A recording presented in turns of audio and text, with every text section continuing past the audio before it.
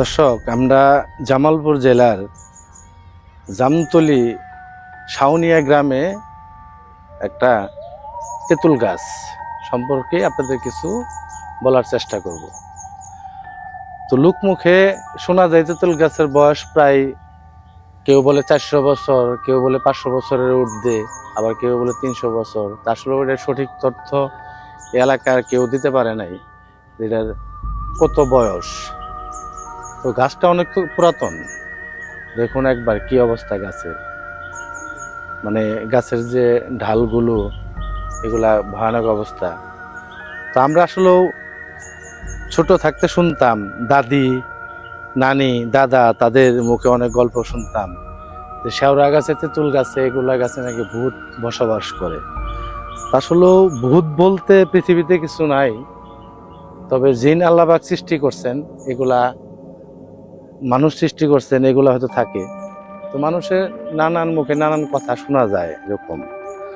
আসলেও লোক মুখে শোনা যায় যে কোনো নারী যদি অতিত্ব নিয়ে যদি মারা যায়, সে নাকি সেই তেঁতুল গাছে মানে পেতনি অথবা ভূত হিসেবে এসে বসবাস করে। হয়তো নারী এই তেঁতুল গাছকে অনেক ভালোবাসে। আসলে এটার কতটুকু ব্যাখ্যা আমি জানি না, তবে এতটুকু জানি যে তেঁতুল গাছ এমন একটা গাছ, এটা ঘন পাতা। তো দুপুরবেলা অথবা রাতে তেঁতুল গাছের নিচে এসে বসলে এখানে কার্বনের অক্সিজেনের অভাব হয়, তখন মানুষ শ্বাসকষ্ট, তারপরে অনেক হ্যালুসিনেশনে অনেক সময় ভুগে। তখন হয়তো নানান ধরনের জিনিস তাদের হয়তো চোখে পড়ে। তো আসলেও মানে তেঁতুল গাছ এটা অনেক পুরাতন গাছ, কারণ এখানে প্রায় 500 বছর, কেউ বলে 300 বছর, 400 বছর। দর্শক, আসলেও প্রত্যেকটা জিনিসের পিছনেই কোনো না কোনো অলৌকিক ঘটনা থাকে। তো এরকমই কিছু কথা এই এলাকার লোকাল স্থানীয় লোক, এক চাচা আছে, আমি তার মুখ থেকে আসলে কিছু শুনবো। তো চলুন চাচার কাছ থেকে কিছু শুনি, চাচা কি বলে। আসসালামু আলাইকুম। ওয়ালাইকুম আসসালাম। কেমন আছেন? আলহামদুলিল্লাহ। আপনি তো এই এলাকার না?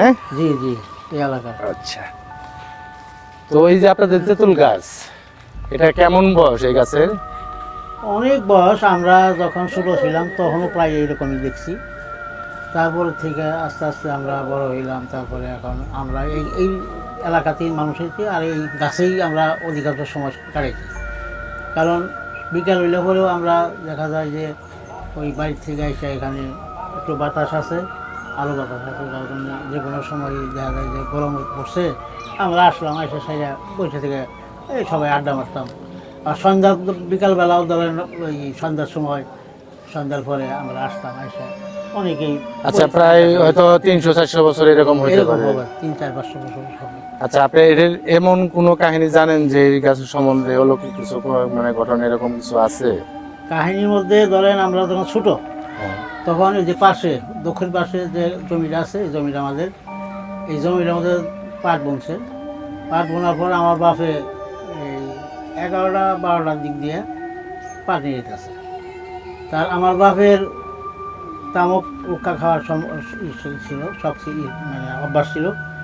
এই অভ্যাসটার পরিবর্তে সে বাড়ির থেকে উক্কা বন্যা নিয়ে খেতে আসতো। খেতে আসতো, এমন সময় একটা লোক, হঠাৎ করে একটা লোক কোথেকে আসছে দেখে নাই, আচমকা আসতো, হঠাৎ করে আসতো। সে নিরেই যাচ্ছে, উপরে নিরেই যাচ্ছে, সে হঠাৎ করে আসতো, সালাম দিছে, সালাম দিয়ে টাকা ঢেবেন একটা লোক। তখন জিজ্ঞেস করলো, মানুষটা কি সাদা পোশাক পরা ছিল? সাদা পোশাক পরা ছিল, সাদা পোশাক পরা ছিল। তারপরে জিজ্ঞেস করলো যে আপনি জমি এটা? হ্যাঁ, আমার জমি।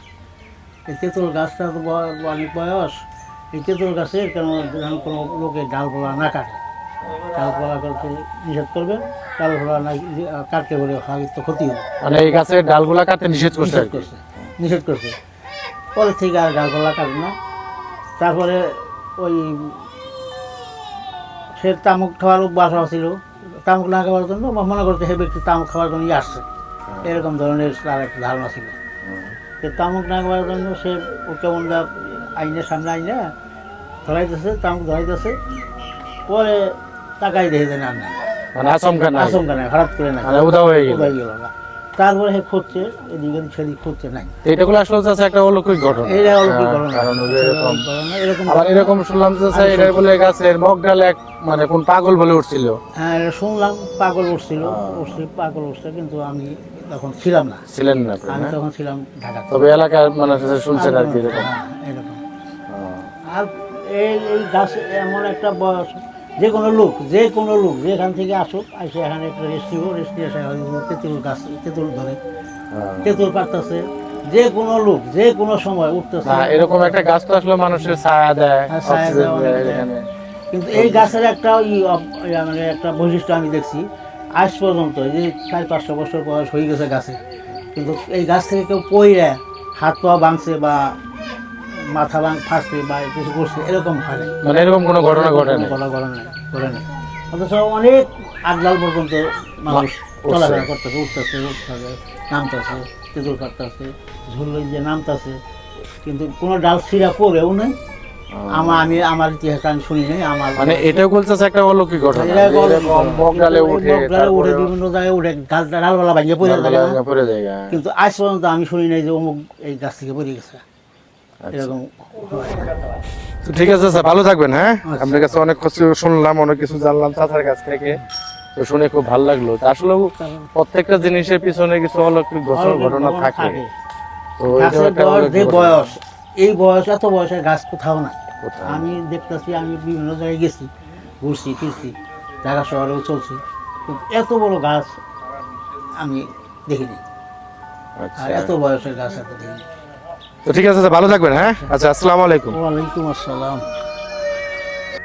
দর্শক, আমরা চাচার এখানে স্থানীয় যে চাচা, তার মুখ থেকে কিছু কথা শুনলাম। তো আসলেও প্রত্যেকটা গাছের কিছু অলৌকিক ঘটনা থাকে।